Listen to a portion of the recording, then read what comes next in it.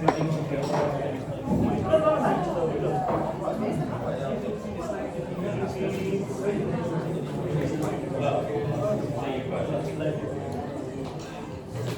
that a photo of you, Ryan? Is that you? Lady Gaga.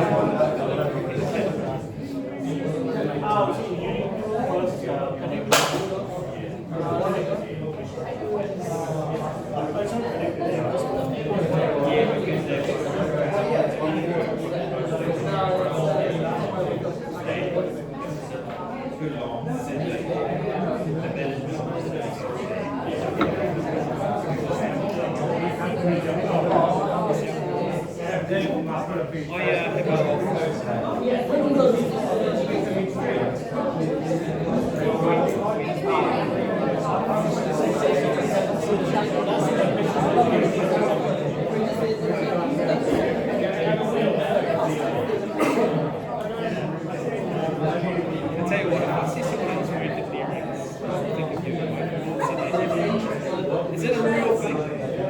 Seriously? Okay.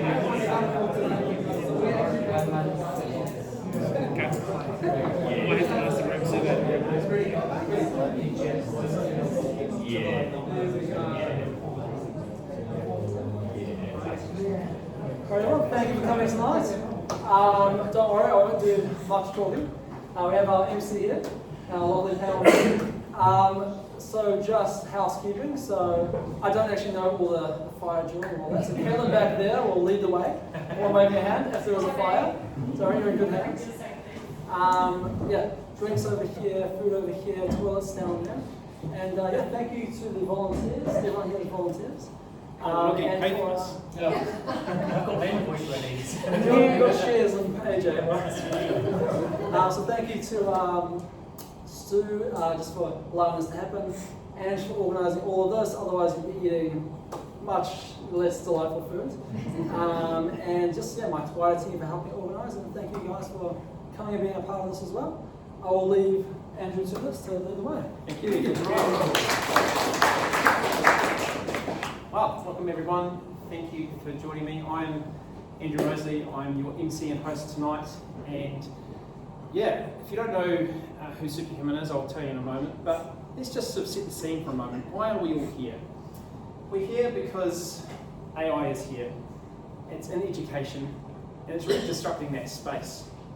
Now, it's disrupting the space for not only the educators, but the students, enterprise, and also wider society.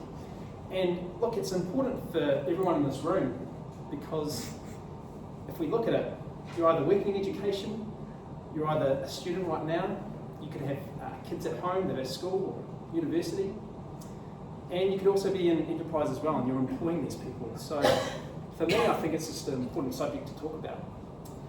And so myself, I'm Andrew, I'm an AI consultant in BDM at Superhuman. Now, anyone heard of Superhuman, maybe?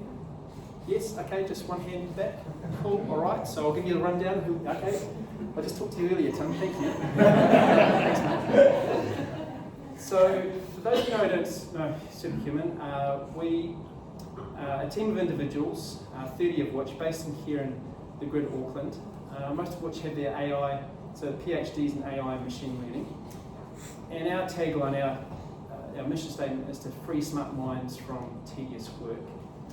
And we do that with the likes of all the transformative technologies that you kind of see today. We do a lot of custom solutions, and for me it's around where the business value lies. Let's forget about the tech for a second, let's think about the outcomes and what we're trying to produce for business. And so that's what my role is. I love doing it. I meet with multiple different customers and prospects in different industries.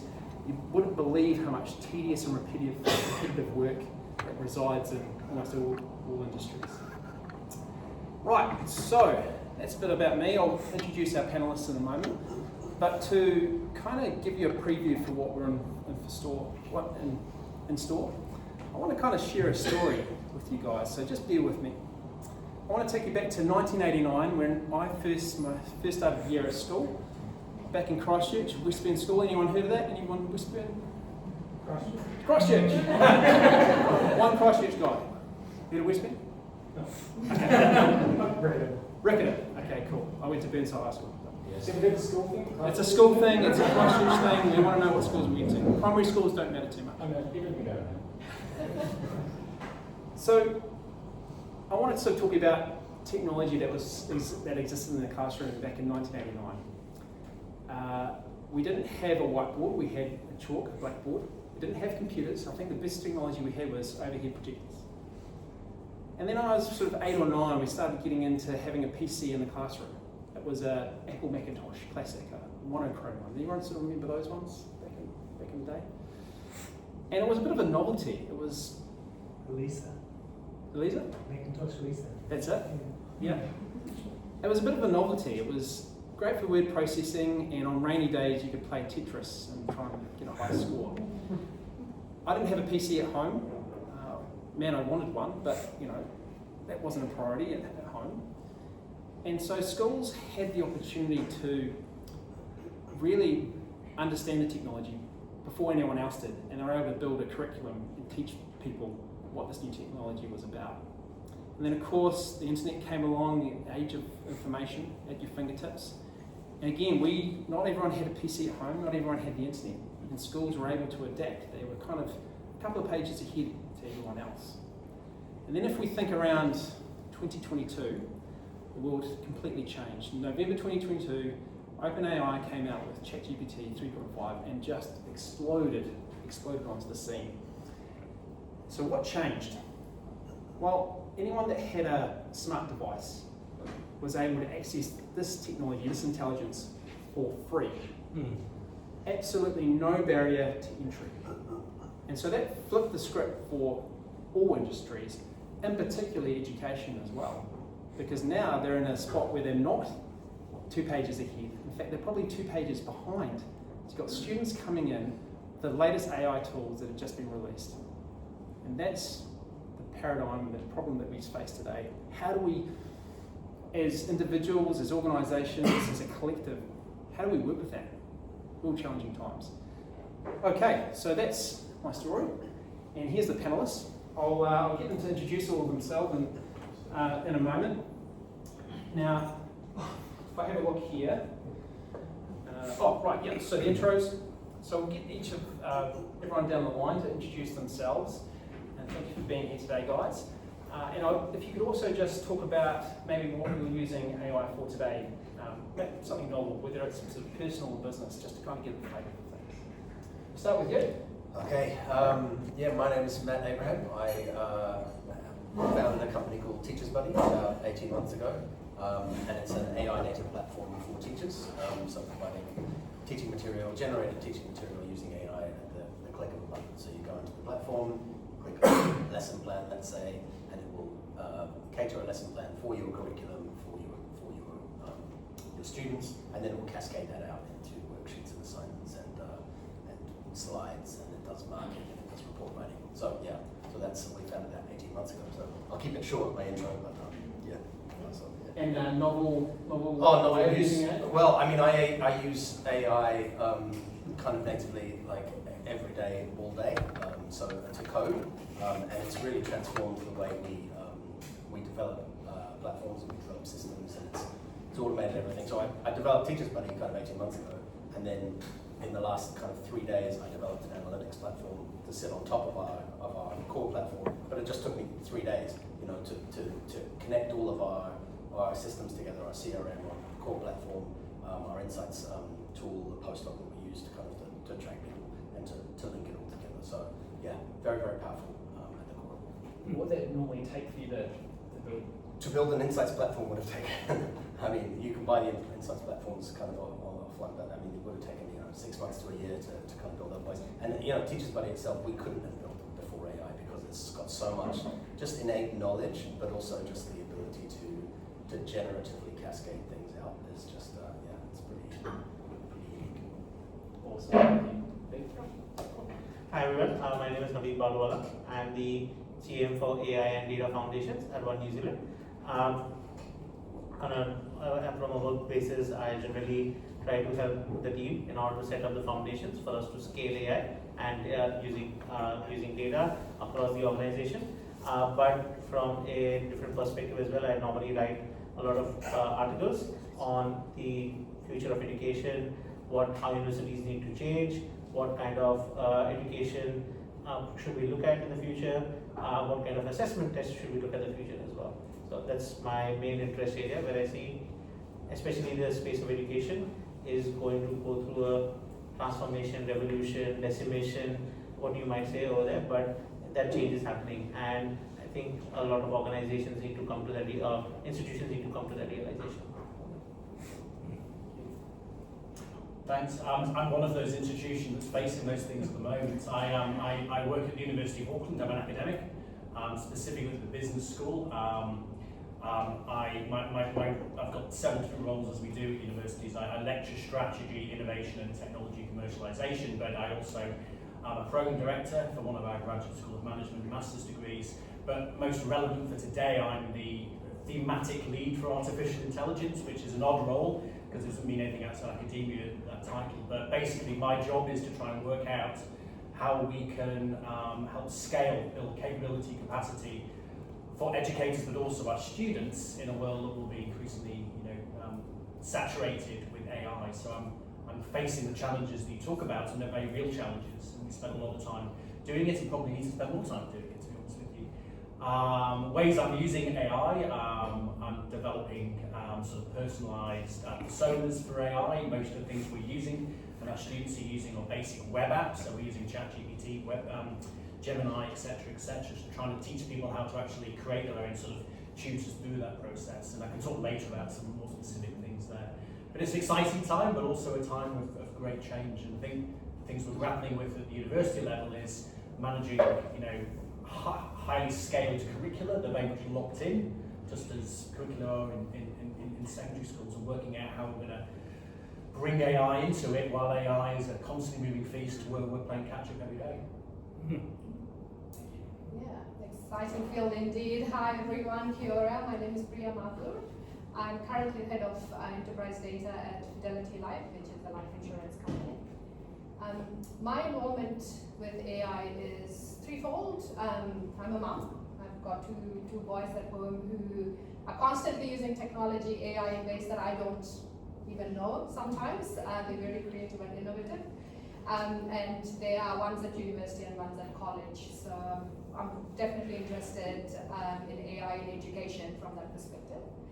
I'm also on the Industry Advisory Board for AUT, Auckland University of Technology. And we have regular discussions when we get together on how do we incorporate AI into the learnings of the students? How can the tutors use, or even education of the tutors to use AI better? At work, I'm unofficially leading out on the AI strategy or AI adoption. I'm not in AI, I'm not a coder, but I work on the governance side of things. So how do we take it from a concept to reality? So that's me and a couple of my colleagues, we are currently forming that strategy or roadmap. So yeah, these are the three angles I'll be bringing into today's discussion. Nice, thank you. Great. Hello everyone, my name is Ravi Sapal. I'm one of the transformation leads at Spark. So what I do is I run a couple of transformation programs end-to-end, and I also lead data and AI teams, including automation. So I use AI too much in my life because that's how I'm working at this stage. But one interesting area where I use AI is around Spark GPT and Analytics GPT. So we have built our own GPT solutions. So I use Analytics GPT to understand where should I put my next dollar, how my whole API tree should evolve. Spark GPT helps us to understand the organization, how we operate. Spark is a complex organization.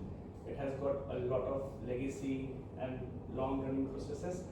To simplify those, Spark GPT comes really handy. So yeah, there you go. Excellent. Now, I will mention that I've got a whole bunch of questions here I've prepared, but you'll notice that there's some QR codes around the room. Feel free to scan it, and some questions will come up on the screen at some stage. But also, put your hand up if you want as well, that's okay too. So yeah, don't be afraid, and there's no stupid questions, because I'm going to ask some stupid questions myself. All right, Guy, I want to sort of start with you. And if I just sort of talk about the theme of what we're going to move into, which is educators and institutions, we're talking about teaching co-pilots and what that kind of looks like in practice. And how do we keep you guys in the driver's seat? So my question to you is, how is you as a university integrating AI into the curriculum and the systems? I'd say it's very varied. I mean, universities work like any large organisation. You've got sort of top-down strategic momentum, which obviously might be a little bit behind in some ways. And then you've got the people who are doing stuff at the kind of coalface, in the classroom. So I think for several years we've had people doing a lot of cool stuff with AI and bringing into creative sort of dialogue with their students. I think we've got that kind of tension somewhere, and we talked a little bit earlier, Matt, as well, about how important that is actually, getting AI in the hands of the users, the end users, and then organisations will realise its importance and start to scale. So I think it's very, very varied. The university's kind of seen what we're doing with it. Some of the things we're doing at the business school is we're kind of focusing on creating personas, and that's not to say we're going to the extent of having, fully AI-driven tutors, the kind of things you hear about in the press. But we are trying to look at how we can actually customise people's interactions with AI. I think one of the things that's worth noting is when we say things like keeping teachers, and I use that from a tertiary perspective, teachers in the loop, or teachers in a kind of forefront mode. I think that's not the way tertiary education works these days. I mean, pedagogy's shifted. I'm not saying that's the same in a K-12, K-13 kind of setting.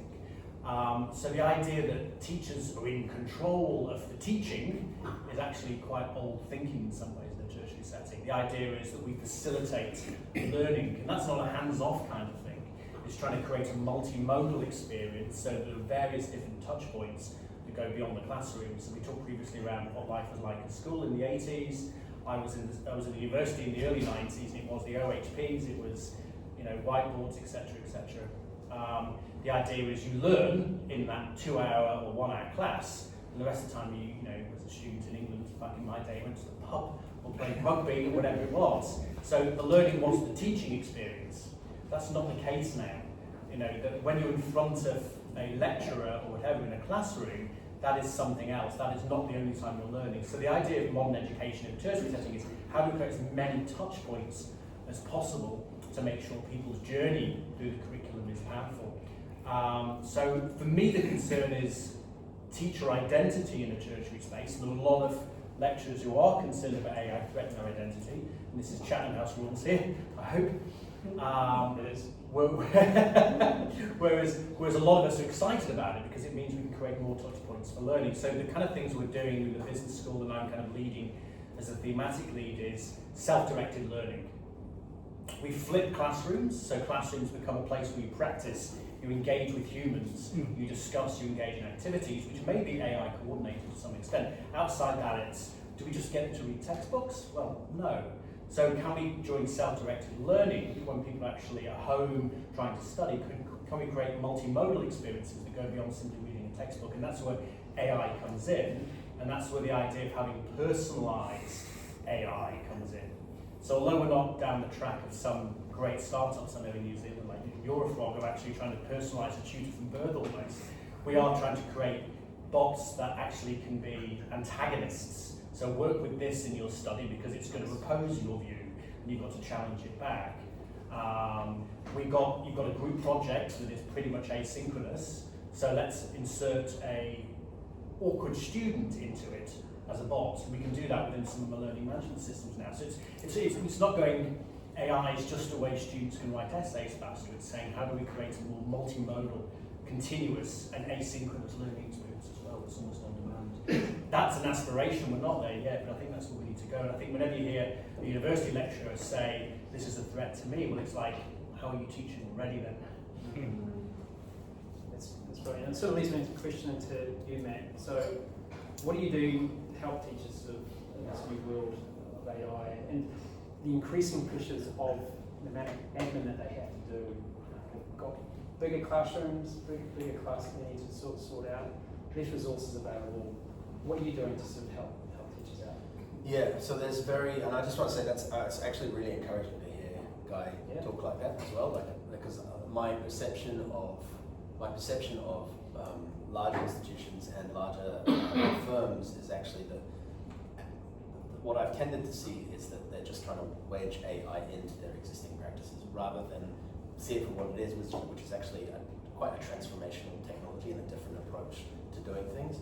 So that's actually really encouraging to hear from Guy.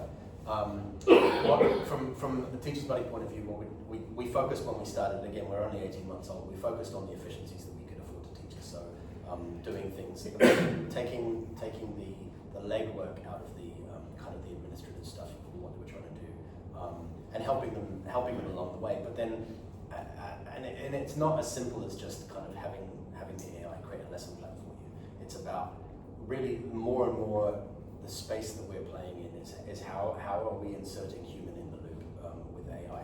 How are we putting in those human interactions? So, you know, we have marking tools in our platform, for example, and we have the capability to just point the AI at a folder of material from a student and just have it mark it. Now, in some cases, that's appropriate if you're just saying, okay, has the student done this? But we focus more and more our tools on the feedback to give to the teachers, to give to the student, and to point out things that they might not have. Yes, it does the marking, and it does a really, really good job of the marking, and the marking side has actually become over kind of the last 18 months three of the most popular tools on our platform, along with reporting. But it takes the legwork out of it. And our catchline on our website is reclaim your evenings and weekends. It's about kind of giving teachers their time back as individual teachers, because they're spending a lot of time already because they care about it, but they haven't had the facility to do it before. But all of that is in aid of giving them more time to spend with their kids, to do things like Guy's talking about, to reorient the learning. Because I think the learning structure has changed, the paradigm of learning, and the way kids, like we used to have to go into, like libraries, for example, are basically the same as Google. You put in a keyword in the library, or you search for a topic in the library, you put in a keyword in a search engine, and you get a list of resources, and then you format from those resources, then you format the output of what you're trying to do. But AI kind of turns that whole paradigm on its head. Instead of putting in the keyword and getting the list of resources, you put in a fully articulated question, and you get a fully articulated answer. And then you format that answer, and you work on that answer, and you pull in citations to figure out, and you explore through that kind of serendipitous discovery and that kind of cognitive uplift. I think that, for my brain, that works much better than the other way around, the previous way of working. Nice, reclaim weekends and evenings. It reminds me of, not just for educators, but with all industries that we're kind of dealing with at the moment. And that is, we don't necessarily want AI to replace jobs, we just want them to replace specific tasks that teachers just don't want to do. And if there's just some admin stuff that we can take off the teachers, we can spend more time doing the things that they want to do, which is teaching students and supporting them. Awesome, thanks mate. Okay, let's try looking on to you, Priya. So, talking about governance, how can industry partners enable responsible AI adoption within education? What have you seen? Yeah, I think it's about having an understanding of the regulations to begin with, right? Like what's actually allowed, what regulations do we have around AI? What is the government stipulating around the QA, for example? Can teachers use AI in the assessments of students, academic reports and assignments? Is that allowed? So I think it's educating the teachers and it's educating the students on what's allowed and what's not. It's interesting, I did interview my kids last night in preparation for this panel, and I asked them, do you know what you can use AI for? And how do you use it? And both of them, being in different stages of their education, knew exactly what they shouldn't be using it for. So I think that message is definitely going down. Can you share some examples of what to use it for? So they were very clear on using it, for example, to get like if they do not understand a subject area within a lecture, they would go into an AI tool and ask more questions and get some clarity, but they do then compare it back with the lecturer's notes to ensure that it's all it's basically matching up, and his understanding or their understanding is better of the subject area. But he knows that when an assessment on the same subject area comes in, then he can't just use AI to write up the assessment, because that's what he's getting assessed on. So what he's getting assessed on is knowledge of the subject area, so he should use his own brain to write it, right? So they seem to know, and then I question if everybody in his class, in his school, from what in their friends group, know the exact same thing. And yes, yeah. So in the college space, it was basically a blunt no, do not use AI. And I think for me that shows that there's fear, or there's no understanding of the do's and the don'ts. So it's a blunt no, don't even go near it, because they haven't quite worked out what those guardrails are, what those regulations are.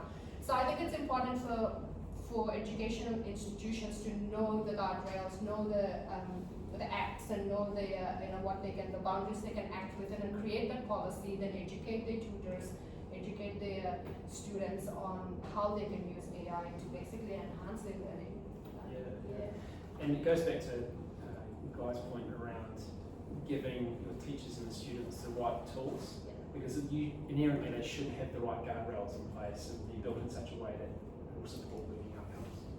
Yeah, very good. Ravi, so tell me, how can educators and enterprises alike make use of AI, but dealing with the big legacies of platforms? I'm sure Guy can probably add some light in Habib as well. So I guess the team which I lead at Spark is responsible to shape up the whole strategy of Spark around how AI should look, what success looks like. And I asked this question to my team, guys, do you use 30% of AI in your day-to-day work? And only 2 people said yes, everyone said no. Now we are basically telling the wholes of Spark that we should be AI enabled. We are running programs for AI enablement. We are rolling out so many tools, but I guess we missed the biggest question, that what AI enablement looks like and what being AI ready looks like now. So first thing is, I was talking to my son and I'm like, Ishan, are you doing your papers? He's 10 years old, and he's like, yes, I asked ChatGPT to create a paper for me. It does it for English and maths, and I give that assessment and I scored 80%, so I'm good. And that is far away from what his actual course actually is, So in the enterprise ecosystem, context is massively missing today. We cannot define the right context to solve real problems. Integration of AI capabilities with legacy tools is very, very hard. Most of the enterprise applications are not AI ready or not even AI enabled. We have to spend a lot of time making them AI ready. Now, another challenge is every application these days, predominantly in the SaaS space, are coming up with their AI native capabilities. Now, going back to the governance point, you can define all the guardrails, but if you have a swamp of AI agents, like you have about 100 AI agents or 500 AI agents, it's not easy to discover them, it's not easy to govern them, you don't even know what's happening behind it. You don't know whether those models are running in your local region. So are you, missing on the data sovereignty rules, you don't know what sort of biases it is creating. So I guess right now, the automation bit is really, really complicated. We have deployed a lot of production-ready use cases, but it was really, really hard for us. So it will take some time to go autonomous, to be honest. But until then, I think if we can understand how to create those sidecar solutions where AI can actually augment the speed at which we can deliver outcomes, then probably it will be there. Yeah, thank you, Ravi. And yeah, it talks to the point where the stuff is actually hard. We've got engineers that do this too around automation. Low code, no code, expecting that to work out of the box, consistency at an enterprise level was actually really hard. So I'm glad to hear that. And the most scary thing is, if you define a low-code solution and give it to people who do not understand how to use it, it's like giving the cockpit, to people with all the controls, and then they can start pressing buttons. I think governance is very, very important, and we do not have a good solution out there in the industry at this stage. I can quote a recent example from work on that, giving the power to the end users, and because it's so accessible for end users and business users now. One of our very clever users went and decided to create an agent, but they thought they were creating a Copilot agent for themselves. They created it in the Power Platform, which is a low-code, no-code environment and used for RPA purposes and bots purposes.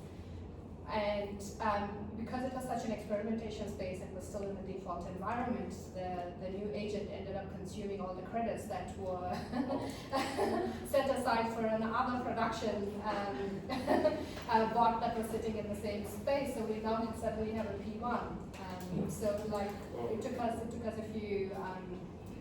a few days, or hours, I don't know, but to basically get to the bottom of it, right? So and then the guardrails around, okay, we need to shut down publish rights in this environment. So I think that's the danger of it, is when you open it up and say go create agents, you've now got Copilot. Yeah, so it's really important that we actually understand, because it's still an evolving field. Technology is enabling a lot. We need to be really vigilant on what's going on. The big one view experience. I think something's very similar to what these guys have experienced as well, where the more you democratize, the bigger the risk and the more the governance you need on top of it. But I think what we generally try to put it in two buckets. First is personal productivity. Okay, there the radius of impact could be much more less.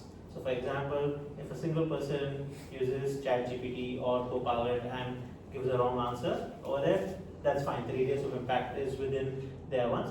You give them the right training, you give them the right approaches, and you can set up the governance within those teams in the areas to see how they're using it with the leadership and so on. The second one is a bit more trickier, where you're saying that I'm producing GPTs and I'm sharing with everybody. Now, if it has information which is corrupted or which is inconsistent, it can have a much more larger impact over there. Or even we are creating tools and sharing with everybody without giving them the right training on what is the scope of these tools, what are they can answer, what they can't, and at the same time what you should use it in which kind of situation. I think the golden opportunity for a lot of institutions as well as the organizations to see that. Earlier, there used to be that you complete your education and that's it. You're no longer learning, you're just applying it throughout your life. At least till the 1990s to early 2000s, that was the case. Now, no matter at what stage in life you are in, you are learning every day and every moment over there. How could you provide education not just for students who are coming in, but for people who are actually transitioning into new roles, or the roles of themselves are changing? How do you provide education to them? That's an amazing opportunity for institutions to look at. And to be honest, one thing that I've noticed is we are living in an exponential age, right?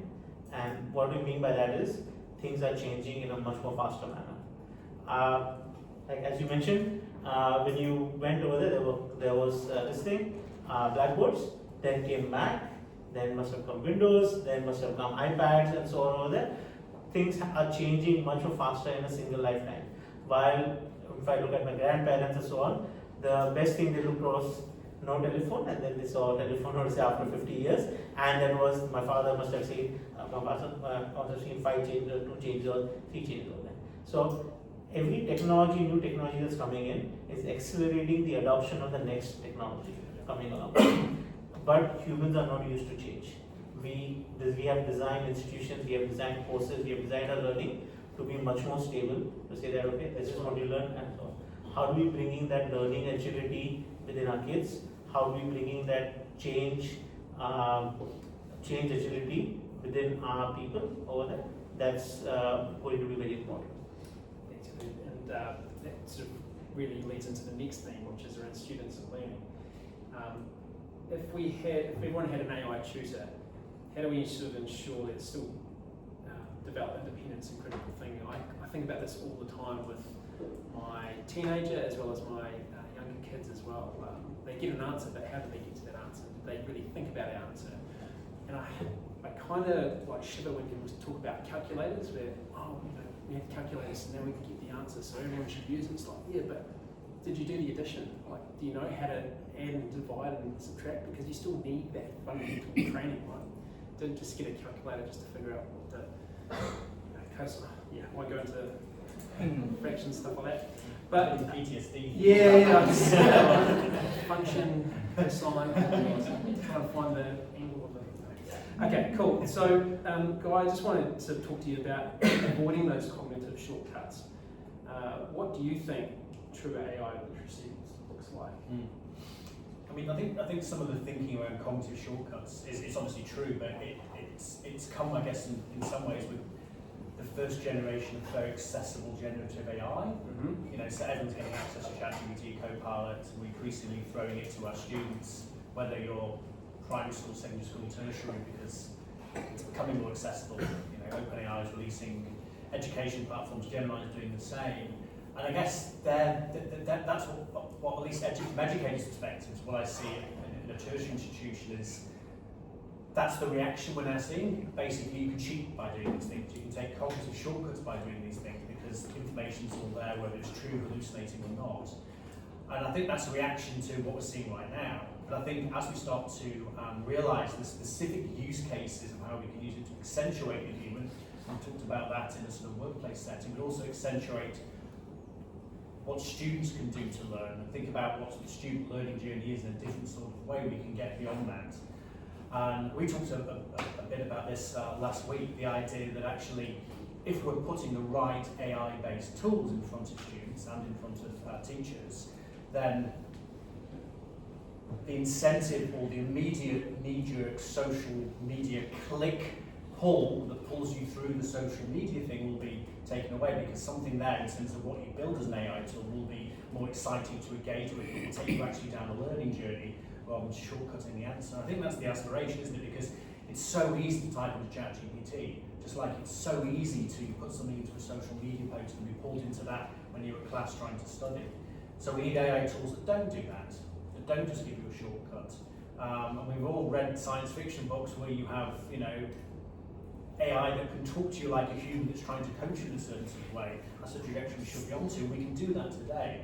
I mean, I'm on the Executive Council of EdTech New Zealand, and I know how many great EdTech providers, just one here, I'm sure there's others in the room that are out there who can do cool stuff now that's so far beyond the simple web app prompts of ChatGPT that will engage students in a way that truly allows them to learn.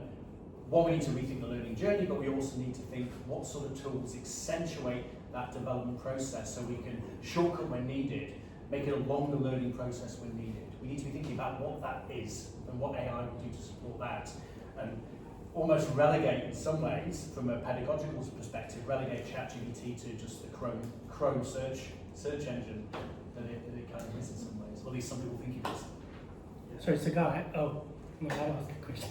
Felt like you were talking to me. I was staring. Yeah, sorry. Can I ask a question? Alan, go right ahead. Oh, thank you. So, how do I word this? When the internet came about, suddenly we had hackers, bad actors, and I think the same could apply now to AI. How do you, because you're gonna have the AI is, as you're saying, it's exponential now. It's even more. It's like rolling even faster. So how do we make sure that our students in the formal environment are getting the right information, the right teaching? But there's the wild west too. Yeah. And so how do we make sure that those? It's always a big challenge. There's always been that race, isn't there? Ahead. Yeah. It gets more exponential, and that becomes an exponential challenge. So trying to find the answers is really, really tricky. We talk about responsible AI, all those things. At the same time, I mean, I've seen a lot of work in science technology studies to say human values will start to shift with increasing technological advancements as well. And we've seen already with the idea of privacy. Privacy and the concept of privacy was different 20 years ago. There's been empirical studies to say the definition of privacy has shifted a lot because of the introduction of technology. So we see value dynamism around what security might look like, what good information might look like. So I think there's two aspects to it. One is saying, right, we need to have some sort of anchoring ethics of what good information looks like, but at the same time realise it is in a drift. Yeah. We can't do anything about that. We just need to try and at least stay on top and make ourselves like meta aware of it. But over time, what we're looking at now in terms of those concerns around what good knowledge is, in 20 years' time, we'll think about knowledge in a completely different way. Can't predict it. Crystal ball and all that, really, it's really exciting. Thanks, guys. Scary, but exciting. what I was saying to that is we really don't, we don't really want to make it the user's problem to try and figure that out. So just to your before around, being a pilot and jumping on a plane, a lot of people just need to get to the destination. If you can just take them to the destination, they'll be in the island happily. But if they have to figure it out, that's where inconsistency, that's where the wrong answers kind of come through. And so if you're able to produce a tool as an organisation, education, whatever, that's context aware, that knows the user, knows the organisation, then there's no other reason to use other AI tools outside the environment, because it doesn't know you. That's what those tools do. That's exactly it. It's moving us away from just ChatGPT mentality and where the wrong information comes in. If you've got excellent AI that is there for an absolute specific use case, and even that use case is an adaptable use case because it's tutoring you and you're a dynamic being, then still it's locked into something that's very, very focused. It's not just trawling anything, inventing anything through an LLM. An example for this one is that normally schools nominate that you can only use these kind of calculators. Now once it's nominated by schools that okay, you use that, because the students have to use that calculator because they know that this is the only one that's been nominated, they will only use that and they will practice mostly on that because they know they'll have to use it in the exam as well. So if you say that, okay, your exams are open and you can use you can use this only particular tool in order to answer your questions and your answers, they will practice that, would say, in their free time as well, and that will give them, they will use it for their learning as well. I might just offer a counter to that. I think that our structures of education, that they follow the structures we've had kind of basically since the Industrial Revolution, which has only been around kind of since the 300 or 400 years at the most, right? The structures that we have. So industrialized firms that hire you 9 to 5, and then education is based on rolling people out that will fit into those structures. But before that, cottage industries. Before that, we were all working for our families on our farms or doing labor in the village and around. And the system that we have now is so short-lived that it can easily be unmade and undone, and will be converted into different systems and different ways of operating. And I think education kind of, because it follows that, I think that AI democratizes it way down to the individual. I think it doesn't really fit the institution that well. So I think that the shift that is coming, I think, is much more about, I kind of disagree with the whole idea of education. The education I went through was all about grading. It was all about how are you doing, how are you getting on here, and kind of trying to fit you into these guardrails, which I never fit into. I could talk about bad actors. I was a bad actor initially in school. I did my first program was a virus because the computer teacher wouldn't allow us wouldn't allow us to play this game. So I made it so you couldn't delete it, and made it so it was self-replicating. But that was curiosity. Yeah. I think that's what learning is about. It's not about marking people and making assessments for people. It's about engendering curiosity in the kids so that they're finding out for themselves through discovery. And I think AI enables that superiorly. It's great. Yeah, meeting people where they're at. Love that. Question?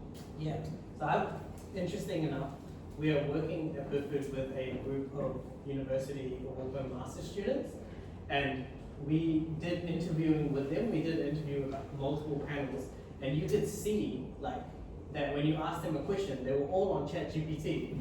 And they're typing the question, and they'd read it out, and they'd read it out to you, word by word verbatim, and they're like, oh, I think that Excel is better than, and even as we're doing it's not just university work, it's because we've got other students that we do LinkedIn and things like that. As we're doing more and more of this, it leads to the question of, okay, you can now vibe code, like you said, very easily. You can dump data in and it can do it. But how do you, one of the scariest governance is actually QA. What people are producing, you need to have the QA to critically challenge, how do you guys find that in the universities or in your organizations, versus, someone created an agent, but is it actually a good agent? Can it be managed at scale? Or we vibe coded a web app, and I think that because of that AI, there's this gap where people can, I guess, front and say, oh, I did this. But do they have the underlying critical thinking? And it's can you test that? That's a tough thing as well. I can possibly answer that. The future that I see is that there will be more human governance roles coming up. and less execution in one role. Or the ratio currently is 1:10, it might become 5:5 effectively. Because, and what will happen is that the more governance you have, and for governance you can't just say, okay, oh AI just check this code as well over there. There might be some ways in which you can actually say that that person is actually monitored, checked it, and there is some verification around it.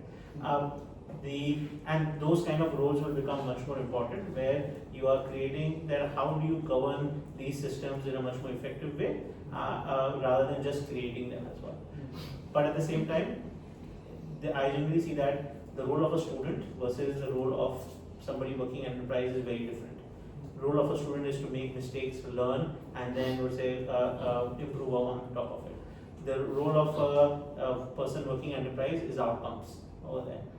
How do we change that, or we flip that over there? That's something which is very difficult, especially with enterprise with lots of different commercial pressures that are coming in as well. Nice. Great question. Another question. I'd like to just add to that quickly from a tertiary education perspective. Going back to the idea of being multimodal is really, really important. I mean, we've got online learning, you've got face-to-face learning. It's what you do with that time and what touch points you create. In the classroom now, at least my postgraduate experience, because I teach mostly postgraduate students, is that you basically have time when you're working with post-it notes and papers. Laptops are closed. And we can still say that. You can close your laptops right now, because it is important at those different touch points of learning. It's not just I can do everything through ChatGPT.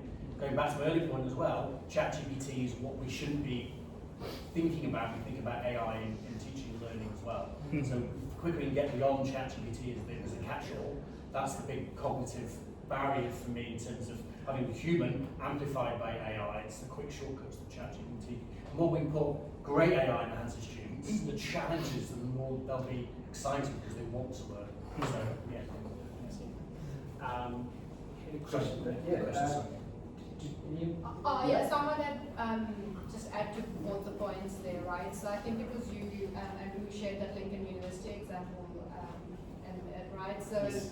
yeah, I think about 1/3 of the student base basically had the same answer or assignment response to an exam. So the whole exam had to be reset, and the entire cohort had to reset that exam, right? That's a recent example. So that is a danger. And I think as industry members, we probably need to, what we are seeing, and I'm not sure which industry you're in and your dealings with the students, but if we're noticing these traits, I think there's an expectation from us that there is some genuinity we need and some authenticity we need from these students, and that creative thinking we need from these students. So we need to reinforce that in our discussions with our educational institutions and the patterns we're seeing and noticing as well.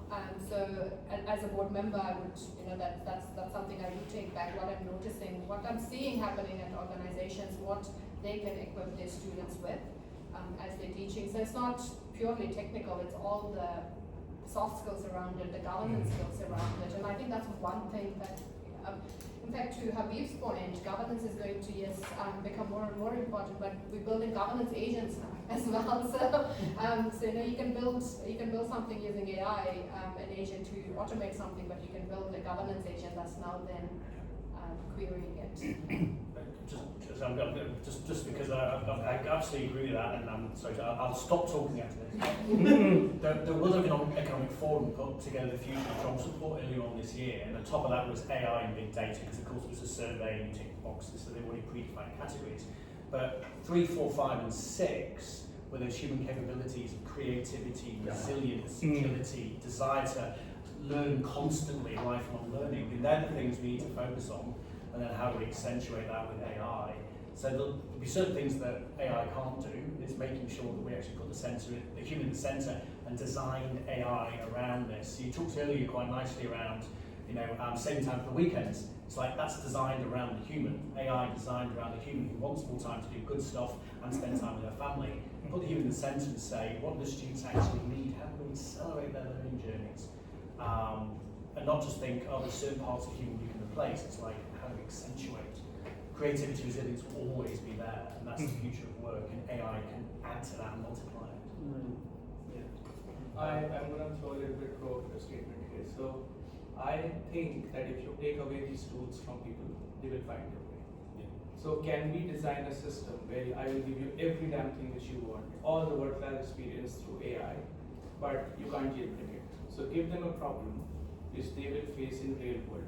Like if I give all the GPTs of the world to my people at Spark, they won't be able to solve a problem end to end straight away. They can't.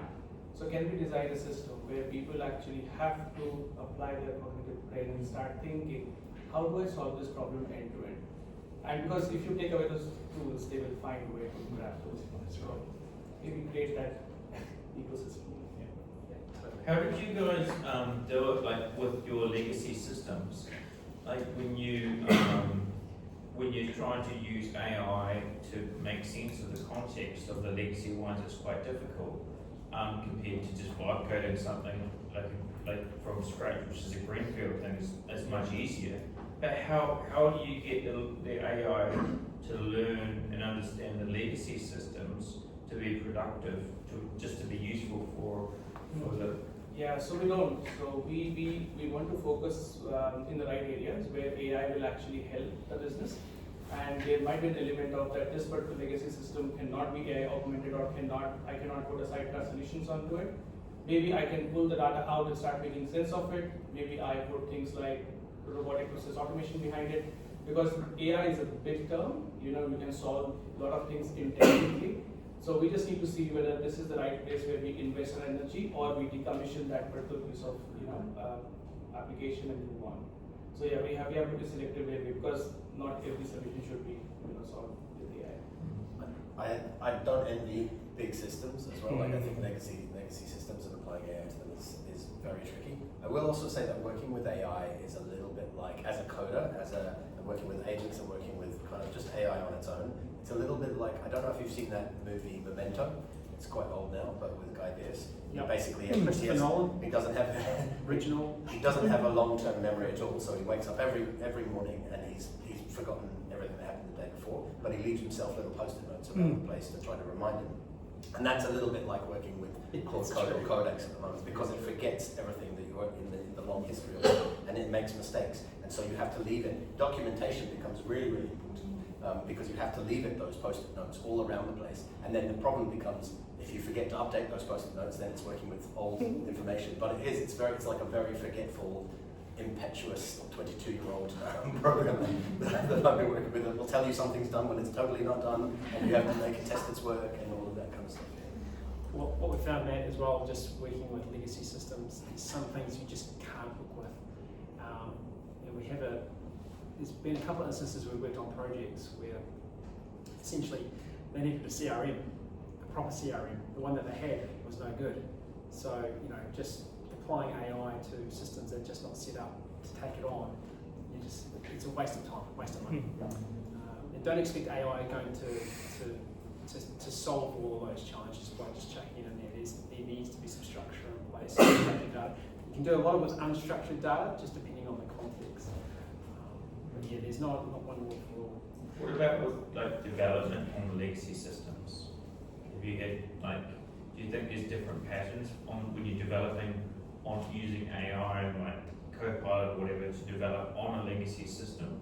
There's patterns that you found that work well or work differently or better? No.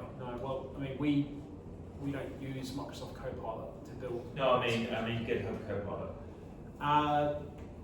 Yeah, probably a question for the technical. It kind of depends. It kind of depends. I mean, you got to remember, all legacy systems were written by humans, and humans are flawed, and so are AI agents as well. Like if you watch an AI agent work, it will go, "Oh, I just made a spelling mistake," and then it will go back and correct it, but it will catch itself doing that. But where does that forgetfulness come from? Where does those mistakes come from? But all of the legacy code is the same. It's all code, and then what you don't want to do is don't want to even take AI out of the picture. Even as someone who's refactoring code, you don't want to go in and just chuck out all of the messy code that you see, because those patches were put in place for a reason, and you don't know the reason. And so you don't send the AI agent in there just in the same way that you don't send a normal coder in there and tell it to kind of just clean everything up, because that will just break everything, because all of those things were put in there for a reason. You're probably better rebuilding from scratch, sending it in to learn only, to document what it's learned, and then to try to come up with a new system is probably a better approach. And there's one more thing to add to that is, use the AI to help you just create some fast code, and not as a replacement over there. It's because at the end of the day, legacy systems has their own quirks. Even with new systems, even with modern systems as well, what you generally see is that there is a lot of different components which you might miss out over there. So as long if you need to start thinking about not just prompt engineering, context engineering. How are you providing the context that is embedded in the code from the perspective of the users, from the perspective of the industry, the domain, and the other information? How you can provide that, whether it's legacy, whether it's new, it will help solve your problem much more faster. Yeah, just bringing back to the students and learning. Ravi, last question for you in this thing. So we talked about, you have, previous session we caught up, about balancing business ROI and personal career ROI, and helping your teams know where they should invest their time in the right space. So how do you manage that tension? Because it's a continuous challenge, right? So I have a very ambitious team. I have a young team as well, and they always ask this question to me, Ravi, am I investing my time in the right space?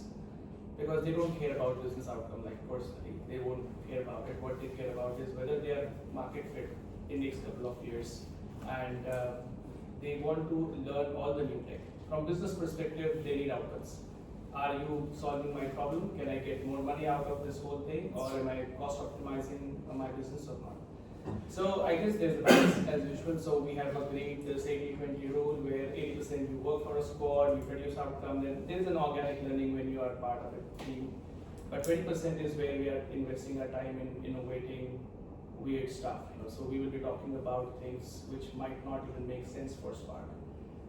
We'll be asking people to share information. Like I see Adil there. Adil used to help quite a bit, in terms of setting up that. So read this paper and share it with your team and see whether you find more interest in the team, and whether we should drill down in that space. We have got various things like idea canvas, so everyone comes up. So there's a way that, you can define strategy top down. But what I promote is basically you have to focus from the top management, create your own roadmap, how you would like to see yourself in the next 3 years. And ultimately they all come together and start shaping up. So yeah, it's tricky, but it works, if you have got people looking at the North Star, and if they all get excited by that North Star, that yes, Spark will be here. So if I am in the team, I will be there as well. So yeah. Yeah, it's funny. We've the stuff that we're doing today was available 18 months ago. So we're not doing like cutting edge stuff. It's just stitching these technologies together. This business moves quite slowly. So you do want to be mindful of what's happening in the space now, because it will still be relevant in 2 years' time. 100%. Okay, cool. So let's move on to employment in the industry, and many of the people in the room will be conscious and cognizant of this. I want to start with you, Priya. So if we look at entry-level work as it stands today, it is going to fundamentally change. It's still going to have entry-level jobs, but what that looks like is, I don't even know what that looks like. So it'd be good to kind of get your feel on that, and how sort of industry and universities alike kind of collaborate for that new entry-level job. What does that look like for you? Yeah, I think keeping the conversations regular and active is probably the most important thing. It's a rapidly growing area at the moment. It's not like the old times you introduce a tech and then it takes about 3-4 years to embed, and you've got the time to roll the curriculum over. It's changing by the day at the moment. So we are definitely finding that we're meeting more often than we used to. There's much more shorter sort of catch-ups that we're having on what can we do more in the space, what is the industry looking for. Those conversations are happening much more regularly, and we are also trying to identify people that can go and talk at these career expos, and what do we expect from these people. And I think the main thing I provide to these students and forums is technology will continue changing. What will change is some of the basics or the fundamentals, right? So yeah, so stick to that, keep learning those and keep on top of them. Learn how things are done, try to lead out on AI, and don't let AI kind of basically be at the front, you be at the front, and you're using AI, you're integrating AI into the way you lead. That's what we will be looking for, because I think organizations will continue looking for this young blood, the new thinking and fresh thinking, that the sharp thinking that most of these youngsters bring. There's no doubt in that. I don't think they'll ever go away. Yes, definitely it's going to look very different in the near future, but we will always be looking for this new thinking to come in. They're so much more hands-on, so much more, I think, advanced in their learning and the way because this is the digital age, they're growing up with devices. They know so much more than how we would use devices and technology, right, without having to actually teach or train them because they're self-taught. So I think it's making sure they are understanding the basics, understanding the fundamentals that won't ever change and won't ever be taken away by this. I mean, these things like emotional intelligence, for example, they need to understand that. They need to, there's value in interactions, not just talking to AI. They need to understand. I mean, I'll keep obviously talking about governance because I have a passion for it, but they do need to understand. They need to understand the soft skills of leadership. It will change, but I think there will always be a place for fresh graduates coming into the industry. Naveen, what's your sort of sense of the situation? I think first thing I would mention is a bit of human nature. Like what I've seen generally, at least in my nature and a few of people around me, is that the amount of patience that people have is going down. And that's because you're interacting with AI, which is able to understand you better, it has history about you and everything, and context about you and so on. Now, the same thing will happen a little bit with industry, where the patience with new graduates coming and start delivering value will be much more shorter. Because what they want is that earlier you used to get graduates and you used to do a lot of jobs which were basically would be consuming too much time and not that valuable for senior people to do, like for example summarizing something or creating or cleaning up data and so on. But now AI can do that. So for me, as a person who is hiring a graduate and being a bit more selfish over there, I'll possibly try to ask that what value will I get from them that's not already I can get or not being used in my organization. So, and for that graduate, in order to come join the organization and start delivering the value in a much more faster manner, 2-3 things. One is that they need to have a better understanding of the domain, at least to say a good understanding before they join. It shouldn't be that okay, I have to start from the scratch to explain everything to them. They should have at least a rough idea of them. Second thing is, as you mentioned, governance. They need to be aware of what kind of governance structures could possibly exist, what kind of processes do we need to follow. Third one is learning agility. They need to have very good learning agility where I throw them on one project, then I move on to another project, and then another one. They should be able to go through documentation and learn that by themselves rather than me sitting down with them and trying to explain to them, oh, this is how you need to do it, this is what this thing. Fourth thing is making connections and interacting with other different teams and collaborating with them. That is going to become much more super important because it will be very difficult for a senior person to just sit down and say, oh, here are people, here is a connection that you need to make in order to go ahead with the next one. And I think one more thing possibly to also think about is work from home situation. That has changed a lot of these things for graduates as well, especially in large organizations, where if your expectation is that I'll work one day in office and the other 4 days from home, that is going to make it much more difficult for them to build those connections a little bit more. At least in large organizations, where you need to understand from every aspect of where exactly you need to make the connections and those interactions. Yeah, so it speaks to the sort of fundamentals, being able to have those. How do you test for that? Learning agility? Yeah, well, just for all of those aspects that you kind of mentioned, making connections, learning agility.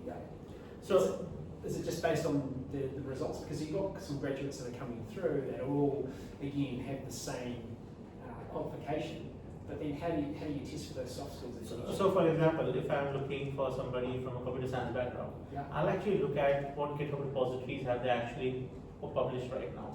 I will ask them that, okay, have you worked on any projects before this, any open source projects, have you contributed anything beyond that over there?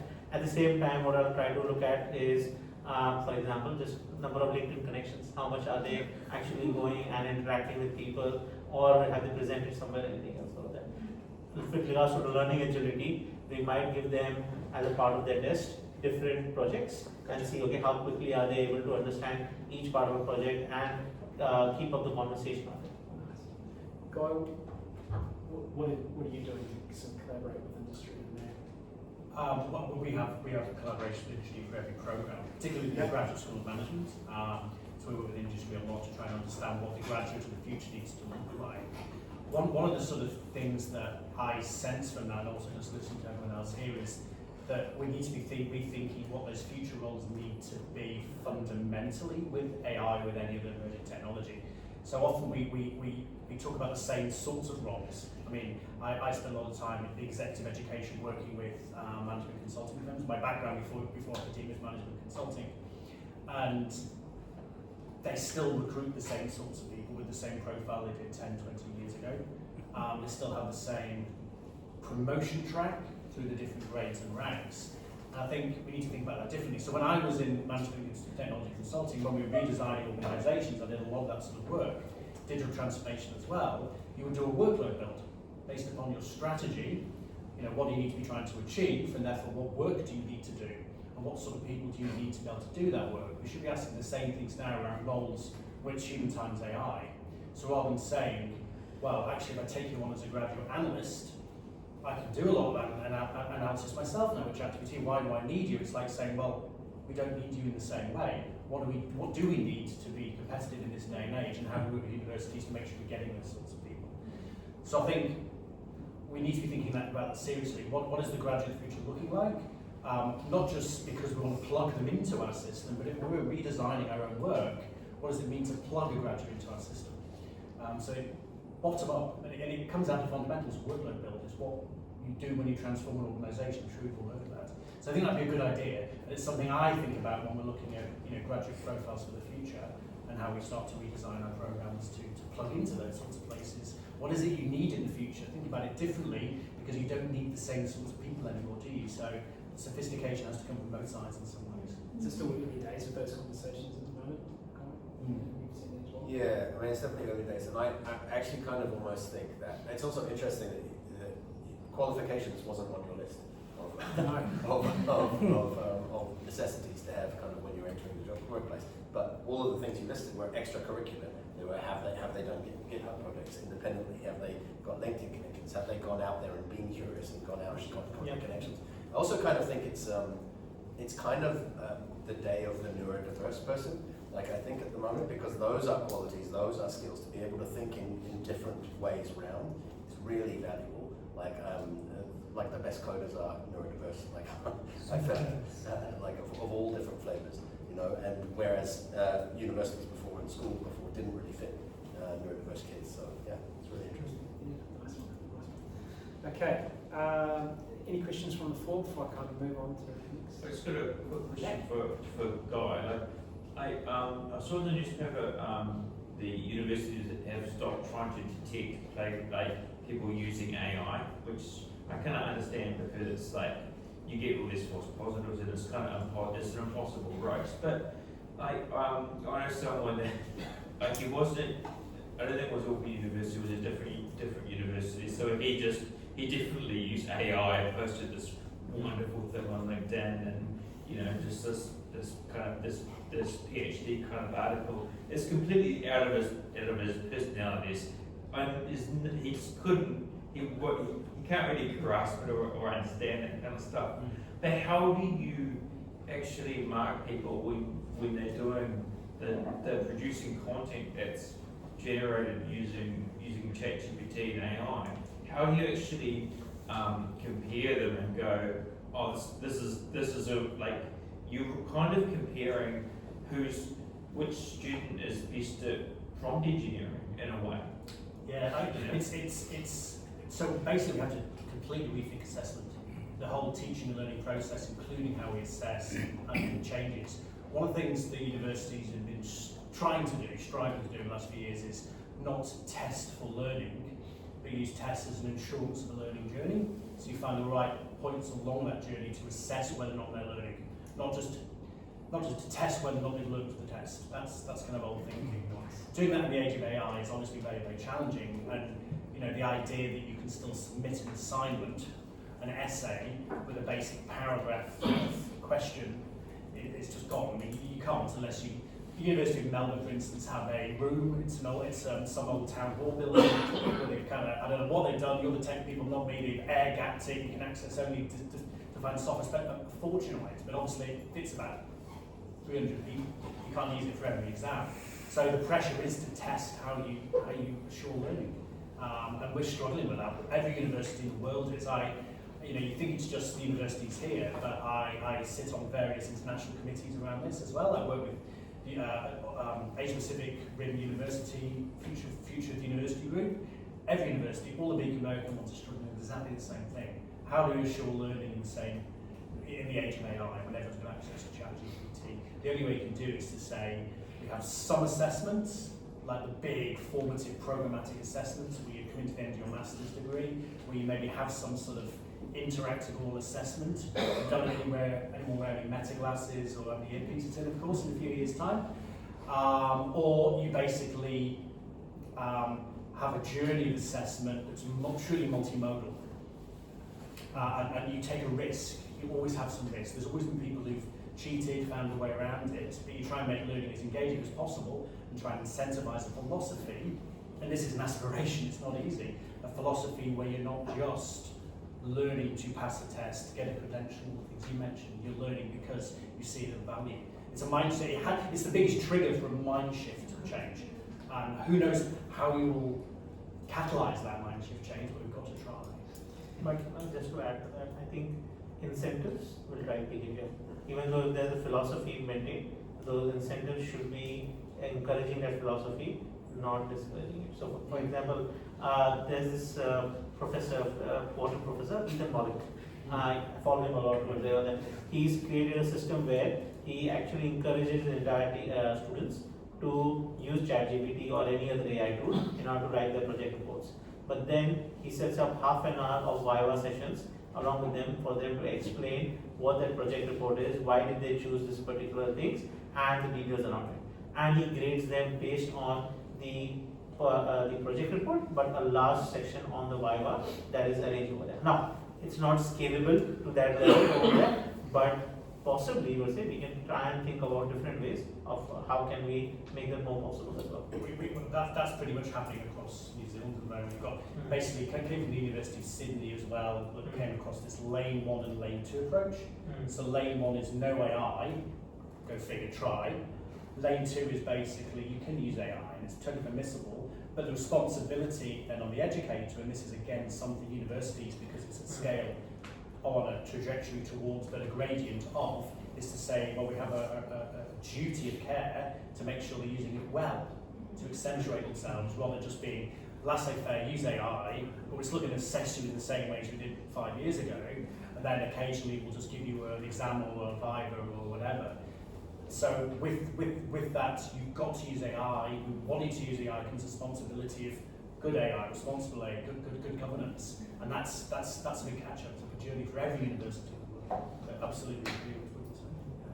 I think Meta recently as well, they have restrictions around use of AI in interviews, but they just recently removed that, and they're allowing the interviewees to use AI if they want to. With their meta glasses. But what they're assessing there really is the ability of the candidates to actually be able to use AI in the right manner to get through the interviews. So are they AI literate?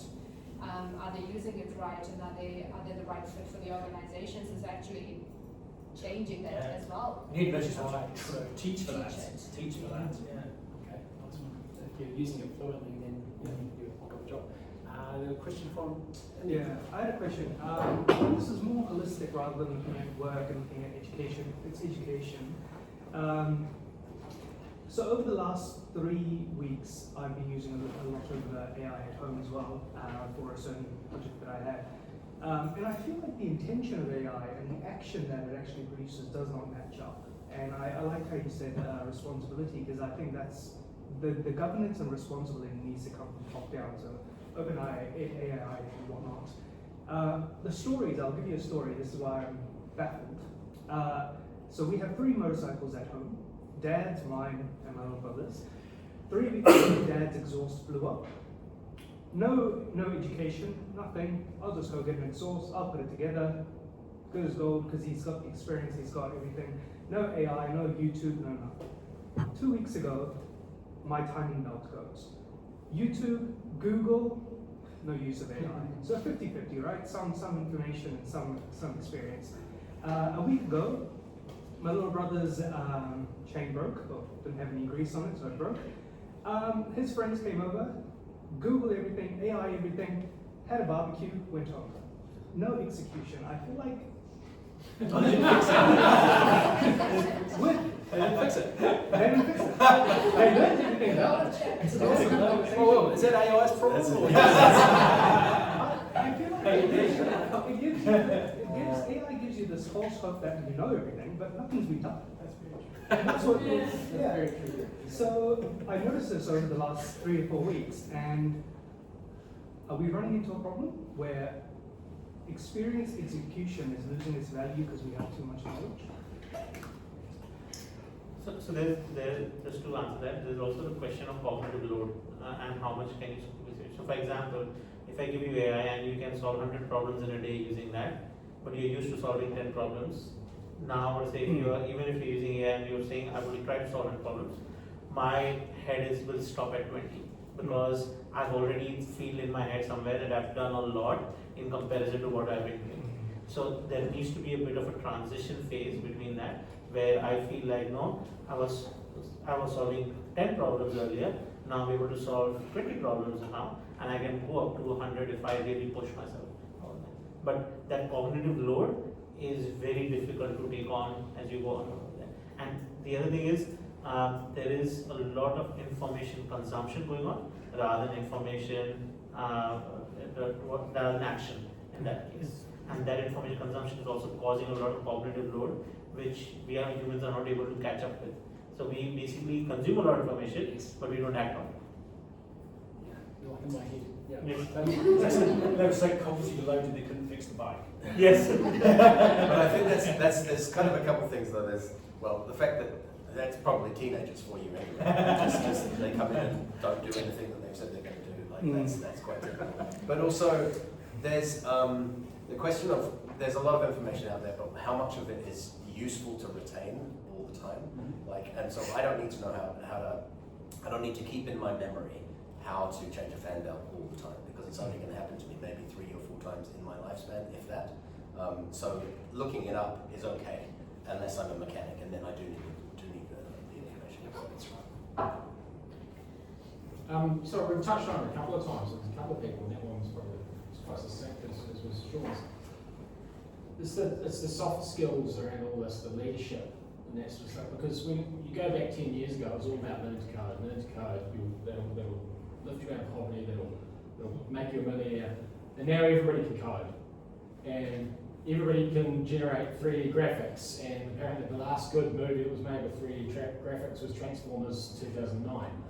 At what point does it become a commodification that everything's slop? Right, because the kids that couldn't fix the bike, didn't have this leadership soft skills in there to start directing his friends on what to do where. Because if everybody knows everything, does anybody actually try anything? So I think that you have to think about that's a very good business opportunity. If everything is slop, then curation would say will be a good business. And curators will become much more important than the slop in that case. Because slop is slop. Yeah. That's right. I go back to where I cut my teeth originally in 2004. I was just the only guy I worked that knew how to use a computer. But I still work for the people that didn't know how to use computers then. They still don't know. Yeah, I think that maybe because I don't work in software space, I don't work in a sort of IS space at all at the university, but when he talked about some of the softer skills, we can still get AI involved there as well, but in a different sort of way. So I think one of the things that's common to some of this thinking is about getting AI to help with the coding, getting AI to help with giving you an answer to something, and then you've got to do it as a human. You can also get AI to help you think differently. So I've been developing very simple sort of AI personas and stuff to help on our leadership development programs with executives. We put together basically an agent they can talk to talk through a challenge in the leadership space, to make them be more reflexively aware of how they present themselves to other people, to basically be almost a mentor. So I think you can also do that as well. But again, what you're doing there is accentuating the human, because you're not giving answers to anything. You're not saying this is how you solve it. You're saying, well, here's some questions to think through. Why did you feel that when you stood in front of the audience and felt a bit awkward? You know, what's the background to that, and how can we start to get to the nitty-gritty of it so you present better next time? So you can get AI to do those sorts of things as well, and make you better. So again, I come back to that human times AI. We should be thinking as educators or as education technologists, as organisational people, how can we get AI to accentuate the human as well, not just be a tool for the human to code faster, come up with a solution to a project plan or whatever. I think there's lots of ifs and buts in the situation, right? So like what for this group of teenagers, like what's the incentive for them? And somebody spoke about it. Exactly, right? So maybe for the dad, he needed the bike to do something, right? Maybe for you needed the bike to, like, you use it on a day-to-day basis, but for the teenagers, maybe not so much. What they wanted, or the outcome they wanted, was just to learn about the mechanics of the bike as part of, and have a barbecue and some fun along the way. So maybe they did not apply their learning. Just wait for your dad to do it. So if you put like graduates and AI graduates to that example, I think, yeah, there's information overload. They're learning so much about the different LLMs, different AI, the way AI can be used, the tools, the techniques. The incentive for them might be a job, and that's when they would bring the right information out and apply it, or maybe a project that we would give to them, and they might be able to bring it out. So maybe the journey is incomplete in that sense, that no one's actually said, now that you've done all the research, can you fix the bike? And that's where the truth comes out. I had the same thing yesterday in class. I was talking about, just putting together simple personas, and students were saying to me, so what I really need to do then is basically try and do this in ChatGPT 4.0, 03 and 5, and then maybe Gemini as well, and Claude, and come up with which one's the best doing those things. It's like, no, you're missing the point. Because again, it's like inviting you towards more cognitive overload. There's always another website you can go to, always another YouTube video. It's just going to the dad and asking, like, yeah, how do you do it? Yeah, just give it a go. Yeah. And that's why being an expert in your respective space is still going to be relevant now and in the future. So I kind of look at it and go, well, accountants still exist, yes, but all the shit ones will be gone. Yeah.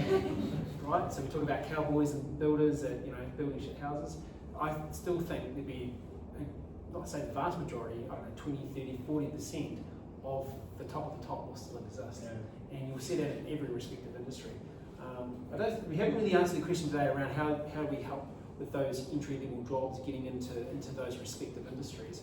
Because I see, if I look at lawyers, a lot of it's just research and you're looking up stuff and case law and all this kind of stuff. Again, you can get AI to do that. So with the tenure of these people who've been there for a long time and they end up retiring, I just can't see this whole gap happening with entry-level jobs. Anyways, that's just me rattling off.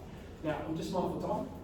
Matt, you're going to say something? Just on entry-level jobs. So I have worked in, the majority of my career I haven't worked in education. I've worked in advertising space actually. I've worked for advertising agencies and applied kind of development work for advertising agencies for their clients. So they go to their clients, they say yes to whatever the clients want, they come to me and say, how do we do this? Not going to understand.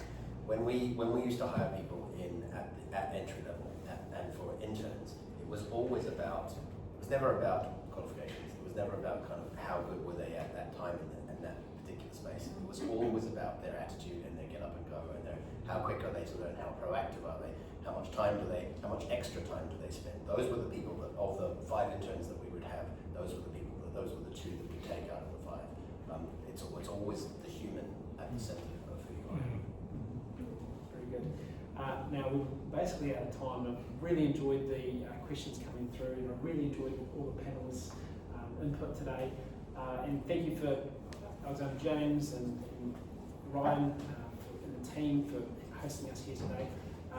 Feel free to continue on with the conversation. We're here till around 7:30. Thanks for all your attention, and I hope you found the value tonight. Thank you.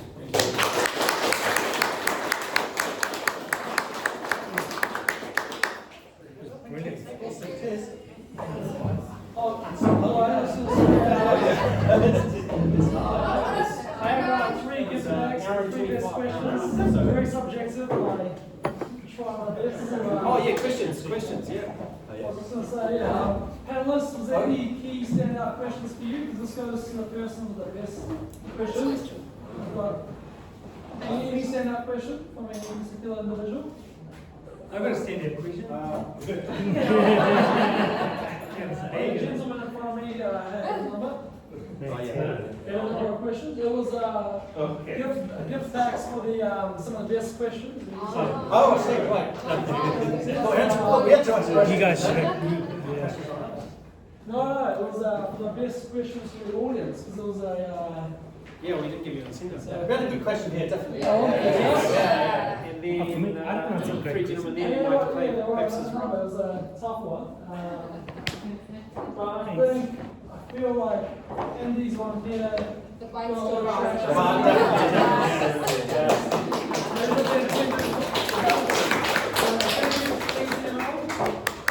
to the volunteers. Yeah. Careful secretary, but thanks everyone, yeah. Thank you. Thank you. Yes,